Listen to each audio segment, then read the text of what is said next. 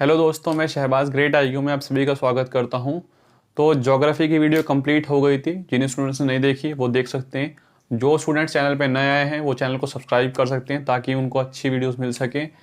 इस वीडियो में हम अपनी सीरीज़ जो हम फिजिक्स की चला रहे हैं सीरीज़ एक क्विक रिवीजन, ताकि एग्ज़ाम से पहले हम जल्दी से जल्दी क्विक रिवीजन कर सकें और बुक से भी पढ़ सकें और एग्ज़ाम के प्रीवियस ईयर क्वेश्चंस, एग्ज़ाम के ओरिएंटेड जो क्वेश्चंस होते हैं उसको कवर कर सकें। उसी को आगे बढ़ाते हुए आज हम पढ़ेंगे ग्रेविटेशन के बारे में। ग्रेविटेशन और सैटेलाइट इन सब के बारे में हम जो प्रीवियस ईयर में क्वेश्चंस आए वो और जो क्वेश्चन इंपॉर्टेंट है उसके बारे में डिस्कशन करेंगे। तो पहले पढ़ते हैं ग्रेविटेशन यानी गुरुत्वाकर्षण। गुरुत्वाकर्षण का मतलब क्या होता है? अगर मैं बात करूं ग्रेविटेशन की, तो इसको तो बस ऐसे डिफाइन कर सकते हैं कि दो पार्टिकल हैं, कोई दो ऑब्जेक्ट हैं, उनके बीच में जो फोर्स लग रहा है, यहाँ से जो फोर्स लग रहा है वो ग्रेविटेशन कहा जाता है। अगर दो पार्ट्स जो दो ऑब्जेक्ट हैं इनके बीच में, इसमें आपको याद रखना है, इसमें आपको बस एक आध फॉर्मूला, वैल्यूज और काफ़ी सारे एग्जांपल्स वो याद रखने होंगे, वो मैं आपको पूरा बताऊंगा। अगर मैं यहाँ बात करूँ इसके फॉर्मूले की, तो आपको ये फॉर्मूला इंपॉर्टेंट है, ये याद रखना होगा, पेपर में आ सकता है ये Gm1m2/r²। क्योंकि जिस तरीके से टेढ़े मेढ़े क्वेश्चन आ रहे हैं उसमें ये क्वेश्चन भी बन सकता है। यहाँ पर G का मतलब तो ग्रेविटेशनल होता है, M1 जो होता है यहाँ पर M1 ऑब्जेक्ट वन और M2 जो होती है ऑब्जेक्ट 2 होती है यहाँ पर, और R जो होती है हमारी R, यहाँ पर ये दूरी होती है, दूरी। तो आपको यहाँ इसका फॉर्मूला याद होना चाहिए। गुरुत्वाकर्षण बल जो होता है इसको न्यूटन्स यूनिवर्सल लॉ भी कहते हैं, Newton's universal law of gravitational भी कहते हैं इसको, गुरुत्वाकर्षण को। अब इसके बारे में क्या खास चीज़ है, ये जो गुरुत्वाकर्षण होता है ये सबसे ज़्यादा वीकेस्ट और लॉन्गेस्ट फोर्स होती है एक तरीके की। ठीक है, तो इतना समझ में आ गया आपको। वीकेस्ट और लॉन्गेस्ट फोर्स होती है दो ऑब्जेक्ट के बीच लगने वाली फोर्स। इस अगर यूनिवर्स में लगती है तो वो ग्रेविटेशन की कैटेगरी में आती है। इसका फॉर्मूला ये होता है, आपको ये चीज़ याद रखनी होगी। ये ज़्यादा इंपॉर्टेंट नहीं है, ज़्यादा इंपॉर्टेंट ग्रेविटी है जो हम अब पढ़ें। ग्रेविटी और ग्रेविटेशनल फोर्स में थोड़ा डिफरेंस क्या समझ लेंगे। ग्रेविटी जो होती है गुरुत्व बल होता है, गुरुत्व बल, हिंदी वाले भी समझते रहेंगे साथ साथ। गुरुत्व बल क्या होता है आप ये, अब जो हमारी पृथ्वी होती है, जो पृथ्वी का सरफेस होता है, अगर मान लो ये पृथ्वी है, पृथ्वी का जो सरफेस है जहाँ पे हम रहते हैं जिस जगह पर, उस सरफेस पे जब हम कुछ चीज़, जैसे यहाँ से कुछ चीज़ उछालते हैं तो वापस वो नीचे ही आती है पलट के, तो वही चीज़ जो है ग्रेविटी होता है। ग्रेविटी फोर्स जो होता है, अगर सरफेस से कोई चीज़ उछाली और वापस वो वहीं आ गई तो वही हमारा ग्रेविटी कहलाता है। अब मैं बात करता हूँ ग्रेविटी की वैल्यू कितनी होती है, पता कैसे चलता है, इसकी कितनी वैल्यू होती है।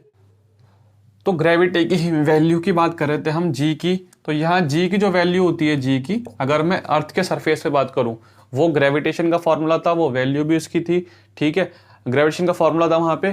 ठीक है, अगर हम जी की वैल्यू बात करते हैं तो 9.8 मीटर पर सेकेंड स्क्वायर, 9.8 मीटर पर सेकेंड स्क्वायर, ये इसकी वैल्यू होती है जी की। ये आपको याद रखनी होती है, एग्जाम में डायरेक्ट आती है 9.8 मीटर पर सेकेंड स्क्वायर। अब होता क्या है, जब एटमॉस्फेयर जो है हमारा इसी ग्रेविटी की वजह से होता है। ठीक है, एटमॉस्फेयर में जितना भी फोर्स लगता है जब चीज़ उछालते हैं। अब जब हम चंद्रमा पे जाते हैं, जब चांद पे, मून पे जाते हैं, तो ये जो ग्रेविटी की जो वैल्यू है, जो ग्रेविटी किसी भी चीज़ को हम लेके जाते हैं वहाँ पे एटमॉस्फेयर नहीं होता, क्योंकि वहाँ ग्रेविटी बहुत कम है ही नहीं, मतलब 1/6 है यहाँ के मुकाबले। ठीक है, तो 1/6 है मून पर। इससे क्वेश्चन कैसा आएगा, क्वेश्चन अब हमारा जो वेट वगैरह होता है, वेट यहाँ पर जितना होता है चांद पे जाके कम होता जाता है। क्यों कम हो जाता है? क्योंकि वहाँ की जो ग्रेविटी है वो कम है, वो फोर्स कम है, वो चीज़। ठीक है, अब ये हमने यहाँ तक बात की वैल्यू की। अब हम आगे चल के बात करेंगे कि इसके एग्जाम्पल क्या क्या हो सकते हैं, ग्रेविटेशनल फोर्स काम कहाँ करता है। तो मैं आपको बता दूँ, कभी भी जब भी आपने देखा होगा कि अगर ये कोई पहाड़ है, इस तरीके का कोई पहाड़ है ये, जब इस, या फिर पहाड़ या कोई सी भी इस तरीके की जगह है, जब इस पे कोई चलते हैं, जब हम लोग चलते हैं तो झुक जाते हैं आगे की तरफ, हमेशा आगे की तरफ झुक के चलते हैं, सीधे खड़े होकर नहीं चल सकते। सीधे खड़े होकर बिल्कुल इस तरीके से नहीं चल सकते यहाँ पे, क्योंकि हम चल ही नहीं पाएंगे। फोर्स जो होगी, ग्रेविटेशन की जो फोर्स होगी, उसकी वजह से हम पीछे गिर जाएंगे। इसीलिए हमें थोड़ा सा बैंड होकर चलना पड़ता है ताकि वो बैलेंस बन पाए। तो वही चीज़ जो होती है गुरुत्वाकर्षण यानी ग्रेविटी का फोर्स होता है। इसी तरीके से जो बस जब चलती है, डबल डेकर जो बसें होती हैं जिसमें डबल सीट होती है, उसमें मना किया जाता है कि ऊपर नहीं खड़े हो सकते, खड़ा होना मना होता है। क्योंकि जब बस मुड़ती है तो बस मुड़ने से क्या होता है, जो ग्रेविटी होती है नीचे की, वो फोर्स लगाती है और ऊपर के लोग गिर सकते हैं। जब आपने कभी मेले वगैरह में जाते हैं तो जो झूला होता है, झूला जब वो झूला नीचे की साइड आता है, नीचे की साइड, तब आपने देखा होगा कि आपकी जो बॉडी है बहुत हल्की सी लगती है, और जब ऊपर की तरफ जाता है तो थोड़ी भारी सी और थोड़ा हल्का भारी होता है, झूले में महसूस होता है। तभी उसी चक्कर में लोगों को कुछ उल्टी आ जाती है कुछ लोगों को। तो वो जो होता है हल्का और भारीपन जो महसूस होता है, वो हमारा ग्रेविटी की वजह से ही होता है। ठीक है। अब एक क्वेश्चन ये आता है कि अगर एक बिल्डिंग है, एक बड़ी सी बिल्डिंग है, और इस बिल्डिंग के ऊपर से यहाँ से किसी ने एक बड़ी बॉल फेंकी और छोटी बॉल फेंकी। अब जब नीचे गिरेगी तो पहले कौन सी गिरेगी, बड़ी वाली, छोटी वाली, या दोनों एक साथ, या किस तरीके की? तो जब ग्रेविटेशनल फोर्स जो यहाँ पृथ्वी है, ये पृथ्वी की जो सरफेस है, ये इस सरफेस पे अगर दोनों चीज़ गिर रही हैं तो दोनों एक ही टाइम पे लैंड करेंगी। ये क्वेश्चन पेपर में बहुत बार आ चुका है, 3-4 बार आ चुका है पेपर में, कि अगर छोटी बॉल और बड़ी बॉल दोनों गिरेंगी, क्योंकि ये जब गिरना स्टार्ट होंगी तो पहले बड़ी वाली निकलेगी, मगर एक स्टेज ऐसी आएगी कि दोनों की स्पीड सेम हो जाएगी, और जब लैंड करेंगे तो दोनों एक साथ ही गिरेंगी। ठीक है, तो ये चीज़ याद रखेंगे। अब कई बार क्वेश्चन आते हैं लिफ्ट के ऊपर, लिफ्ट के ऊपर क्वेश्चन आते हैं, और ग्रेविटी की वैल्यू के ऊपर क्वेश्चन आते हैं कि अगर एक लिफ्ट है, ये लिफ्ट, और ये नीचे की तरफ जा रही है तो इसमें हमारा वेट कितना होगा, और अगर ये लिफ्ट है यहाँ पर, ये ऊपर की तरफ जा रही है तो वेट कितना होगा। अब आप देखिए कि जब लिफ्ट नीचे की तरफ जा रही है तो लिफ्ट तो ऑलरेडी नीचे की तरफ आ रही है, इसके अंदर जो भी एक आदमी बैठा है या फिर कोई ऑब्जेक्ट है, कोई भी है लिफ्ट में, कोई ऑब्जेक्ट मान लो, आदमी है, कुछ भी है, ठीक है, वो जब नीचे की तरफ आ रहा है तो लिफ्ट ऑलरेडी नीचे आ रही है, और नीचे जो है हमारा सरफेस पे ग्रेविटेशनल फोर्स है, वो फोर्स भी लग रहा है और लिफ्ट भी नीचे आ रही है, तो हमारा वेट जो होता है उसमें हल्का महसूस होता है। कभी भी आप लिफ्ट में जाएंगे तो आपका वेट हल्का नजर आएगा जब लिफ्ट नीचे की तरफ आएगी। इसका अपोजिट, जब लिफ्ट ऊपर की तरफ जाती है तो लिफ्ट तो ऊपर की तरफ जा रही है, मगर जो ग्रेविटी का फोर्स है वो नीचे की तरफ होता है, वो नीचे की तरफ खींचता है चीज़ों को, तो वो ग्रेविटेशनल फोर्स के अपोजिट जाती है लिफ्ट, इसीलिए हमारा जो वेट होता है वो लिफ्ट में जब ऊपर चढ़ रही होती है तो ज़्यादा नजर आता है। अब अगर लिफ्ट टूट जाए तो क्या होगा, लिफ्ट अगर टूट जाए तो फिर वो तो एकदम से गिरेगी ना, झटके से, और झटके से गिर रही है और नीचे ग्रेविटी का फोर्स है, तो वो जो सिचुएशन होगी वो हमारे वेटलेसनेस की सिचुएशन होगी, कि वजन महसूस ही नहीं होगा, बिल्कुल ऊपर की तरफ उड़ जाएंगे हम और पता नहीं चलेगा।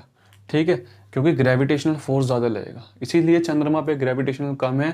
तो ग्रेविटी कम होने की वजह से ही जब हम कुछ भी चीज़ उछालते हैं तो वो हवा में ही रह जाती है। आपने देखा भी होगा मूवीज़ वगैरह में, किसी सीरीज़ में ग्रेविटेशनल फोर्स नहीं होता, या गेम्स वगैरह में चांद पे जब हम हल्का सा भी उड़ते हैं तो बिल्कुल उसमें जंप लग जाती है बहुत ऊँची, क्योंकि जो नीचे खींचने वाला फोर्स है वो वहाँ पर अवेलेबल नहीं है। ठीक है, यहाँ तक अगर आपको एग्जाम्पल्स इसके क्लियर हो गए, क्योंकि पेपर में बार बार यही एग्जाम्पल रिपीट होते हैं, तो थोड़ा इसके आगे हम बात करते हैं। अभी हमने जी की बात की थी, जी इसकी वैल्यू की, ग्रेविटेशनल वैल्यू की। तो अगर ये आप अर्थ समझते हैं, इसको अर्थ है, ठीक है, ये हमारी पृथ्वी है, इसका जो सरफेस है जहाँ पर हम रहते हैं, यहाँ इंडिया, यहाँ पे, ठीक है, इस तरीके से यहाँ पे इंडिया है, यहाँ पर हम रहते हैं। अब जी की जो वैल्यू होती है वो मैक्सिमम आपके सरफेस पे होती है, मतलब जिस जगह पे हम रहते हैं ना, जो हमारा घर है, उस जगह पर हमारी जो वैल्यू है जी की वो सबसे ज़्यादा होती है। अगर हम पृथ्वी से, सरफेस से थोड़ा सा ऊपर की तरफ जाएंगे तो हमारी ग्रेविटेशन की जो वैल्यू है वो कम हो जाएगी। ठीक है, जब हम ऊपर की तरफ जाएंगे तो ग्रेविटेशन जो वैल्यू है वो डिक्रीज होगी। अगर हम यहाँ पर सेंटर है, मान लो ये सरफेस है और इसके अंदर जो, जिसको हम कोर कहते हैं ना, कोर जो बिल्कुल सेंटर होता है, अगर हम उसकी तरफ बढ़ते हैं तो भी हमारे जी की वैल्यू जो है वो डिक्रीज हो जाएगी, ग्रेविटेशन की वैल्यू डिक्रीज हो जाएगी। तो ये आप याद रखेंगे, अगर हम सरफेस से ऊपर की तरफ जाते हैं तो भी वैल्यू कम हो जाती है, और सरफेस में जो पॉइंट्स होता है, जो केंद्र होता है, उस केंद्र तक जाते हैं तो भी वैल्यू कम होती है।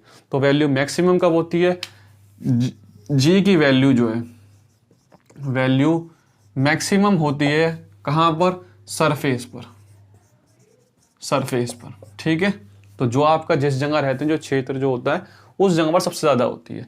अब अगर हम जी की अपनी जगह से, ये जो पोल होते हैं, पोल, नॉर्थ पोल, साउथ पोल, अगर इस तरफ चलते हैं हम, इस तरफ या इस तरफ, तो पोल की तरफ जब हम जाएंगे तो ये सरफेस से भी ज़्यादा धीरे धीरे बढ़ने लगेगी, ये वैल्यू जी की बढ़ने लगेगी पोल पे। ठीक है, सरफेस ही है वो भी, मगर इस सरफेस से ज़्यादा, जैसे पोल की तरफ बढ़ेंगे तो हमारी सरफेस से भी ज़्यादा धीरे धीरे बढ़ने लगेगी। तो मैक्सिमम तो सरफेस पे होती है, और किस सरफेस पे, सरफेस से भी ज़्यादा किस सरफेस पे, जो पोल का जो सरफेस होता है उस पर सबसे ज़्यादा होती है। धीरे धीरे जी की वैल्यू सबसे इंक्रीज हो जाती है। ठीक है, अब पृथ्वी घूम रही है हमारी, रोटेट होती है, अगर वो रोटेट होना बंद कर दे तब क्या होगा, अगर पृथ्वी का रोटेशन होना बंद हो जाए, या पृथ्वी जैसे जिस हिसाब से रोटेट हो रही है उसकी स्पीड हल्की हो जाती है, तो दोनों ही सिचुएशन में क्या होगा, हमारे जी की जो वैल्यू होगी वो इंक्रीज हो जाएगी। ये चीज़ें आपको याद होनी चाहिए, पेपर में आ जाते हैं इसके एग्जाम्पल, ठीक है। एक बार दोबारा रिपीट कर देता हूँ बिल्कुल जल्दी जल्दी। जब आप सरफेस पे होते हैं तो मैक्सिमम होती है, जब आप पोल के सरफेस पे होते हैं, पोल की तरफ बढ़ते हैं, तो जी की वैल्यू सबसे ज़्यादा हो जाती है। जब अर्थ रुक जाता है रोटेट करना या फिर स्पीड हल्की हो जाती है तो जी की वैल्यू इंक्रीज़ हो जाती है। जब हम सरफेस से ऊपर की तरफ जाते हैं तो जी की वैल्यू कम हो जाती है। जब हम सरफेस से केंद्र की तरफ जाते हैं, मेन पॉइंट जो होता है सेंटर की तरफ जाते हैं, तब इसकी वैल्यू कम हो जाती है। तो ये कॉन्सेप्ट था आपका ग्रेविटेशन का। इसी एग्जाम्पल में से इसी न्यूमेरिकल, इसी टाइप के न्यूमेरिकल्स आते हैं, ठीक है। ये क्वेश्चन आ जाएगा कि 60 किलो का बंदा है, ग्रेविटेशनल फोर्स से अगर वो चांद पे चला जाता है तो बताओ उसका वेट कितना होगा। 12 किलो, 10 किलो, तो सबको पता भी पड़ा है हमने कि 1/6 हो जाती है उसकी ग्रेविटेशनल फोर्स। तो वेट तो हमारा वही है। वेट हमारा जो होता है, वेट जो हमारा वजन है वो हमारा तय नहीं है। मतलब अगर मैं 65 किलो का या 70 किलो का किसी का वेट है, 80 किलो का वेट है, तो वो वेट क्या है? वो वेट फोर्स है सिर्फ। कौन सा फोर्स? जो हमारे पृथ्वी की तरफ लग रहा है वो फोर्स, ठीक है। हमारा वेट चेंज हो जाएगा कब? मैंने अभी बताया था आपको कि जब लिफ्ट नीचे की तरफ आएगी तो वेट हल्का लगने लगता है, जब ऊपर की तरफ जाएगी तो वेट भारी लगता है हमारा। इसी तरीके से हम जब चांद पे चले जाएंगे तो वेट हमारा चेंज हो जाएगा। तो जो हमारा वेट होता है ना, वेट जो वजन होता है, जो हमारा वजन होता है, ये जो वजन होता है ये चेंज होता रहता है। पहली चीज तो ये है, ये चेंज होता रहता है, ये फिक्स नहीं होता। दूसरी चीज ये है, जब ये चेंज होता रहता है और ये एक तरीके की फोर्स है, तो ये वेक्टर क्वांटिटी है। वेक्टर क्वांटिटी, वेक्टर को क्या बोलते हैं हिंदी में? सादिश राशि, ठीक है। सादिश राशि कहते हैं इसको। क्यों? क्योंकि सदिश राशि तो वो राशि होती है जिसमें जो है कोई डायरेक्शन होती है, ठीक है। तो हमें पता चल रहा है कि ये तो क्या है, वेट हमारा जो है सिर्फ एक फोर्स है, ठीक है। वेट क्या है? वेट सिर्फ हमारा एक फोर्स है जो ग्रेविटेशनल के हिसाब से लग रहा है। अगर पृथ्वी की ग्रेविटेशन ज़्यादा है तो मेरा वेट ज़्यादा होगा। अब मैं चांद पे चला जाता हूँ, चांद पे जाने के बाद क्या होगा? वहाँ ग्रेविटेशन कम है, वहाँ फोर्स कम लगेगा, तो वहाँ पे मेरा वेट कम हो जाएगा। मैं किसी और प्लेनेट पे जाता हूँ, वहाँ उसके ग्रेविटेशन के हिसाब से जो है मेरा वेट बदल जाएगा। तो वेट जो होगा मेरा वो फिक्स नहीं है, वो चेंज होता रहेगा, ठीक है। तो वेट जो चेंज होता रहता है, साथ साथ ये वेक्टर क्वांटिटी होती है। अब हमें पता चल गया कि ये फोर्स है, एक तरीके का बल है। अगर ये वजन जो होता है सिर्फ फोर्स है, जो ग्रेविटेशनल फोर्स अपनी तरफ लगा रहा है, तो फोर्स की तो हमें पता है ऐसा यूनिट क्या होती है? न्यूटन। तो वजन की ऐसा यूनिट भी न्यूटन होगा, ठीक है। साथ साथ न्यूटन के साथ साथ और वजन हमारा किस में ना पाता है? केजी में। तो इसकी जो एक और यूनिट होता है केजी। तो न्यूटन भी याद रखेंगे क्योंकि एक तरीके का फोर्स है, और आप केजी भी याद रखेंगे। यहाँ पे हमने वेट का तो कॉन्सेप्ट पढ़ लिया। अब एक टर्म आता है मास। मास क्या होता है ये? ठीक है, मास जिसको हम द्रव्यमान भी बोलते हैं, मास जो होता है, ठीक है, हिंदी में द्रव्यमान बोलते हैं। क्या ये चेंज होता है? अब मास क्या है? ये जो मेरी पूरी बॉडी है, जितना मेरे हाथ पैर, जितनी चीज़ दिख रही है आपको, यही मेरा मास है। अब जब मैं चांद पे जाऊंगा या किसी और जगह जाऊंगा तो ये जो मेरी बॉडी है ये चेंज नहीं होगी, जितना मैं हूँ उतना ही रहूँ। ऐसा नहीं है कि मेरा हाथ बहुत बड़े हो जाएंगे, ठीक है, या मेरी हाइट बढ़ जाएगी। जितनी मेरी हाइट है, जितने मेरे हैंड हैं, वो उतने ही रहेंगे चांद पे जाने के बाद भी। तो मास जो है ये चेंज नहीं होता, ठीक है, ये चेंज ही नहीं होता मास। वेट चेंज हो जाता है, वेट हमारा चांद पे जाने के बाद चेंज हो जाएगा, मगर जो मेरी बॉडी का जो स्ट्रक्चर है, जो मेरा मास है, जो द्रव्यमान है, ठीक है, वो जितना है उतना ही रहेगा, चाहे मैं किसी भी प्लेनेट पर चले जाऊं, ठीक है। तो वेट जो है, मास जो है वो चेंज नहीं होता, और मास का जो ऐसा यूनिट होता है वो केजी होता है। इसके साथ साथ जब हमें पता है कि ये कुछ चीज़ चेंज नहीं हो रही, कोई डायरेक्शन नहीं है इसमें, कोई मैग्नीट्यूड नहीं है, और हमें पता है जिस चीज़ में कोई दिशा नहीं होती, कोई मैग्नीट्यूड नहीं होती, कोई डायरेक्शन नहीं होती, तो वो सब क्या होती हैं? आदिश राशि। आदिश राशि, ठीक है। आदिश राशि को हम इंग्लिश में क्या कहते हैं? Scalar quantity. Scalar quantity. तो इस चीज को भी आपको क्लियर करना चाहिए, स्केलर क्वांटिटी कौन सी होती है, सादिश राशि, आदिश राशि, वेक्टर क्वांटिटी या फिर स्केलर क्वांटिटी, डिफरेंस क्या है? आप बस ये देख लीजिए कि किस चीज़ में डायरेक्शन, मैग्नीट्यूड है। अब इसमें कोई डायरेक्शन ही नहीं है कि मुझे पता है कि मैं जहाँ जैसा हूँ वैसे ही रहूँगा, मगर वेट में मैग्नीट्यूड और डायरेक्शन पता चल रही थी कि हाँ जगह जगह पे जाने पे हमें थोड़ा शिफ्ट हो रहा था, पता चल रहा था कि हमें अलग अलग हो रहा है। तो इस तरीके से हम आप जो है इसको भी समझ सकते हैं, स्केलर क्वांटिटी और वेक्टर क्वांटिटी क्या क्या होती है। तो यहाँ तक आपको ग्रेविटेशन, मास और वेट के बारे में अच्छी तरीके से एग्जाम्पल के साथ क्लियर हो गया। अब हम इसके आगे चलेंगे और सैटेलाइट के बारे में पढ़ेंगे, ठीक है। तो नेक्स्ट हम डिस्कस करेंगे अब इसके बाद सैटेलाइट के बारे में, यानी हिंदी में उसको कहते हैं उपग्रह। ठीक है, अब हम पढ़ेंगे सैटेलाइट के बारे में। सैटेलाइट यानी उपग्रह, ये कितने टाइप के होते हैं, क्या होते हैं, इसके बारे में क्या होता है। अगर कोई ग्रह है, ठीक है, कोई सा ग्रह है, कोई सा भी प्लैनेट है, उसके चारों तरफ अगर कोई चीज़ ऑब्जेक्ट घूम रही है इस तरीके से, तो वो उसका जो है वो ग्रह कहलाएगा। ठीक है, जैसे पृथ्वी के चारों तरफ कौन सा क्या चीज़ घूमती है, मून घूमता है ना, मून चारों तरफ, तो मून भी एक तरीके की सैटेलाइट है, मगर उपग्रह है वो किस तरीके का उपग्रह है, मगर एक नेचुरल। ठीक है, मून तो पृथ्वी का जो अर्थ का एक नेचुरल सैटेलाइट है, मगर अगर मैं बात करूं कुछ सैटेलाइट ऐसे भी होते हैं जो आर्टिफिशियल होती हैं, यानी हिंदी में अगर कहूं तो कृत्रिम, जो मैन मेड होती है, जो इंसानों ने बनाई होती है, वो सैटेलाइट आसमान में छोड़ते हैं। क्योंकि जो जितनी भी वेदर फोरकास्टिंग होती है, जितनी मैप वगैरह होते हैं, ये टीवी के सिग्नल्स होते हैं, ये कहाँ से आते हैं, ये सब सैटेलाइट से तो आती हैं। तो सैटेलाइट दो टाइप की होती है, यहाँ पे हम दोनों टाइप को डिस्कस करेंगे।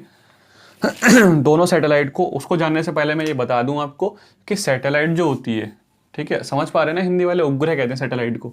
सैटेलाइट जो होती है, इसकी जो एनर्जी होती है, एनर्जी वो इसकी नेगेटिव होती है। ठीक है, नेगेटिव एनर्जी होती है सैटेलाइट की। और सैटेलाइट के अंदर अगर ये सैटेलाइट है आपकी, इस तरीके से सैटेलाइट होती है ना, इस तरीके से, अगर इसके अंदर कुछ भी ऑब्जेक्ट रखा है, तो इस ऑब्जेक्ट का जो वेट जो होगा, वो वेटलेसनेस होगी सिचुएशन, क्योंकि ये इतनी तेज घूमती है कि उसके अंदर कुछ वजन पता नहीं चलेगा, बहुत हल्की सी महसूस होती है, क्योंकि इसकी स्पीड बहुत ज़्यादा होती है। ठीक है, तो इसका ऑब्जेक्ट जो होता है वो पता नहीं चलता, और इसकी एनर्जी नेगेटिव होती है। ये इसके बारे में कुछ खास बात थी। अब हम डिस्कस करेंगे ये कितने टाइप की होती है। ठीक है, तो सबसे पहले इसमें हम बात करेंगे, अगर मैं हिंदी में बताऊं तो भूस्थायी उपग्रह, यानी जियो स्टेशनरी।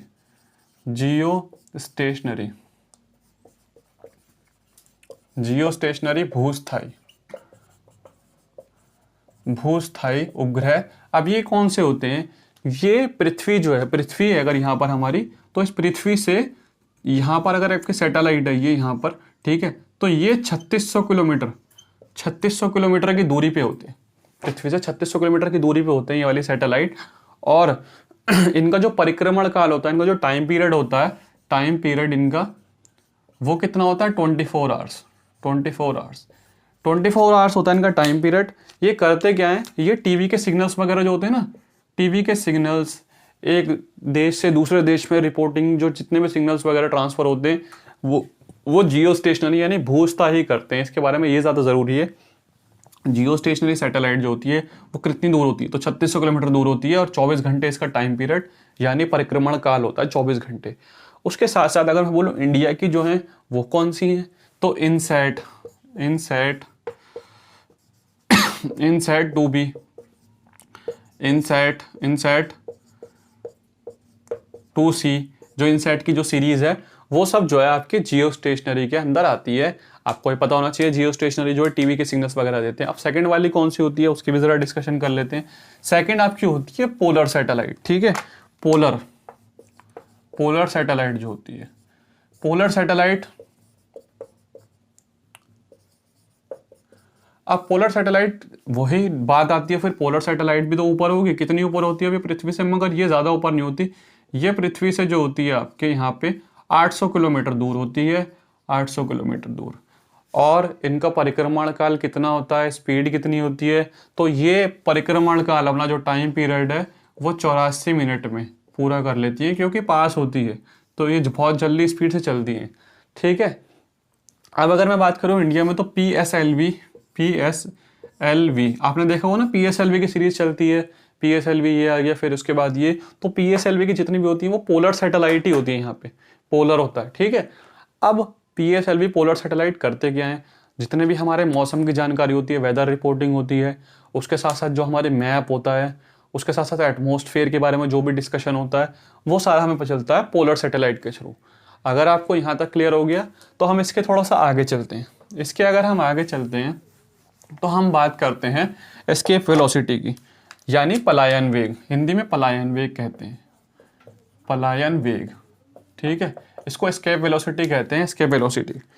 तो ये एस्केप वेलोसिटी होता क्या है, अगर हम कुछ भी चीज़ फेंकते हैं आसमान की तरफ, जैसे मैंने एक बॉल फेंकी तो वो वापस नीचे की तरफ आएगी, मैंने एक रॉकेट फेंका यहाँ से तो वो नीचे की तरफ आएगा, तो क्या कुछ ऐसी स्पीड भी है कि अगर हम यहाँ से उस स्पीड से फेंकें वो पृथ्वी से बाहर निकल जाए? तो जो सैटेलाइट वगैरह होती हैं वो क्या होती हैं, वो क्या जब ऊपर छोड़ी जाती है तो वो क्या नीचे आती हैं वापस? वो तो पृथ्वी से बाहर ही निकल जाती है ना। तो वो कौन सी ऐसी स्पीड है कि अगर हम उस स्पीड से कुछ चीज़ फेंकें तो वो सीधा बाहर निकल जाए, उस पर ग्रेविटेशन भी असर ना करे, ग्रेविटेशनल जो फोर्स है उसको तोड़ते हुए सीधा पृथ्वी से बाहर निकल जाए और वापस ना आए? वो कौन सी स्पीड है? तो एस्केप वेलोसिटी कहते हैं हम यहाँ पे इसको, एस्केप वेलोसिटी। ठीक है, अगर किसी भी ऑब्जेक्ट को 11.2 किलोमीटर पर सेकंड, 11.2 किलोमीटर की दूरी अगर एक सेकंड में तय करती है, यानी बहुत बड़ी चीज़ है ये, एक सेकंड हुआ और 11.2 किलोमीटर वो चीज़ दूर, कितनी स्पीड से जाती होगी वो चीज़ आप समझ लो।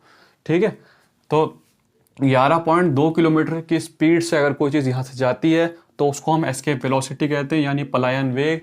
तो फिर वो चीज़ वापस नहीं आती, फिर वो ग्रेविटेशन का जो फोर्स होता है, गुरुत्वाकर्षण बल, उसको तोड़ते हुए बाहर निकल जाती है। तो सैटेलाइट वगैरह जो छोड़ जाती है यहाँ से, वो इसके स्पीड में छोड़ जाती है ताकि वो सीधा बाहर निकल जाए। अब इतनी स्पीड चाहिए होती है, इतनी ज़्यादा, क्योंकि ग्रेविटेशनल फोर्स पृथ्वी पर ज़्यादा है। तो कम कहाँ पर है? कम मून पे। मून पे अगर कम है तो वहाँ पे स्पीड कितनी चाहिए होगी उसके जो एटमॉस्फेयर है उसको तोड़ने के लिए? तो मून पे अगर मैं बात करूँ, मून पे, चांद पे, एस्केप वेलोसिटी 2.38 किलोमीटर पर सेकेंड, 2.38 किलोमीटर पर सेकेंड की स्पीड से अगर कोई चांद से चीज़ निकल जाए तो वो चांद के एरिया को पार कर देती है। इसको निकालने का फॉर्मूला क्या होता है? वैसे तो इंपॉर्टेंट नहीं है मगर फिर भी आप कर सकते हैं इसको। एस्केप वेलोसिटी का जो फॉर्मूला होता है यहाँ पे √2gr, जी यहाँ पे ग्रेविटेशनल फोर्स होता है, गुरुत्वाकर्षण, और आर यहाँ पे रेडियस होती है, रेडियस, त्रिज्या। ठीक है, अगर पृथ्वी से निकल रहा है तो वहाँ रखेंगे और अगर मून से निकल रहा है तो उसकी रखेंगे। इस तरीके से यहाँ पे इसकी वैल्यू भी निकाल सकते हैं। तो ये इंपॉर्टेंट थी, ये चीज़ आपको पता होना चाहिए एस्केप वेलोसिटी होता क्या है। अगर मैं बात करूँ एस्केप वेलोसिटी की, तो वो पृथ्वी पर भी, क्योंकि हमें पता है जो ग्रेविटेशनल फोर्स है, जो हमारी ग्रेविटी है, वो धीरे धीरे वहाँ पर ज़्यादा पोल पे हमारे लिए ज़्यादा होती है, तो पोल की जो होती है वो √2 टाइम्स होती है। बस आपको ये याद रखना है, √2 टाइम्स होती है escape velocity as compare to इधर के सरफेस होता है। सिंपल सा क्वेश्चन आता है, √2 टाइम्स होती है, √3 टाइम्स होती है, √4 टाइम्स होती है, या टू डबल होती है? तो √2 टाइम्स होती है पोल पर। ठीक है, इक्वेटर से ज़्यादा। तो ये चीज़ें आपको पता होनी चाहिए। यहाँ पर हमने जो है एस्केप वेलोसिटी, मास, वेट, ग्रेविटेशन और सैटेलाइट, इनको अच्छे तरीके से डिस्कशन किया। अब आगे बात करते हैं इकोनॉमिक्स की। ये जो आपकी सीरीज़ है ये 3 दिन में शायद ऑलमोस्ट कंप्लीट हो जाएगा, क्योंकि मेन चीज़ें ही करा रहा हूँ मैं आपको, मेन टॉपिक। तो ये भी आपके थोड़े दिन में कंप्लीट होने वाली है, फिजिक्स की जो सीरीज़ चल रही है। उसके बाद कुछ और अच्छे टॉपिक्स भी करेंगे। इकोनॉमिक्स की जो वीडियोस मांग रहे हैं, संडे से पहले आपके पास इकोनॉमिक्स की पूरी वीडियो, जैसे मास्टर क्लास बनाई थी, वो संडे तक या संडे से पहले मैं पूरी, जैसे भी मुझे टाइम मिलता है, क्योंकि उस वीडियो को बनाने में काफ़ी टाइम लगता है, मगर मैं आपके एग्जाम से पहले इसी वीक में आपको प्रोवाइड कर दूंगा, बिल्कुल टेंशन मत लो। पूरी इकोनॉमिक्स की वीडियो आपको दे दूंगा। अगर ये वीडियोज़ आपको, टॉपिक्स, मेरी मेहनत आपको अच्छी लगती है, चैनल को सब्सक्राइब कर सकते हैं, इस वीडियो को थोड़ा शेयर कर सकते हैं ताकि थोड़ी सी हेल्प मिल सके, सपोर्ट मिल सके चैनल को। आप पढ़ाई करते रहिए अच्छे तरीके से, फोकस के साथ, किसी पे ध्यान ना दीजिए, सिर्फ और सिर्फ अपनी मेहनत कीजिए अच्छे तरीके से। मिलते हैं अपनी नेक्स्ट वीडियो में, तब तक के लिए bye, all the best, take care.